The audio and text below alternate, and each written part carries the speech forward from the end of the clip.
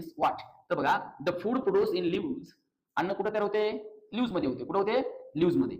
Is transport, हे कुठे पाठवले जाते? इच सेल, प्रत्येक पेशीपाशी. बघा पुन्हा एकदा, ट्रान्सलोकेशन म्हणजे काय? The food produce in leaves, अन्न कुठे तयार होते? लिव्हज मध्ये. ट्रान्सपोर्ट टू इच सेल, ते कुठे पाठवले जाते? इच सेल, प्रत्येक पेशीपर्यंत. कोणाच्या? इन द प्लांट बॉडी, म्हणजे वनस्पतीच्या प्रत्येक सेल पर्यंत ऊर्जा पाठवली जाते, जे की अन्न बनवलेलं आहे ते अन्न पाठवलं जाते. मग या ठिकाणी अन्न म्हणजे कोण असेल? न्यूट्रिएंट्स असतील, है ना.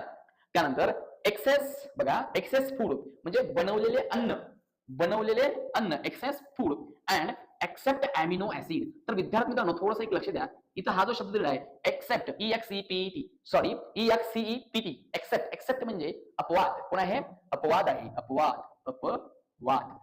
तर विद्यार्थी लक्ष द्या, एक्सेप्ट अमिनो ऍसिड, कोणाला सोडून? कोणाशिवाय? अमिनो ऍसिड शिवाय. अमिनो ऍसिडचं दुसरं नाव काय आहे? प्रोटीन आहे. काय आहे? प्रोटीन. त्याला आपण प्रथिने असे म्हणतो. तर बघा, excess food except amino acid is stored, कुठे जमा केले जाते? Stored in root, seed, fruits, फळे, मुळा आणि बिया, या ठिकाणी हे अन्न जमा केलं जाते.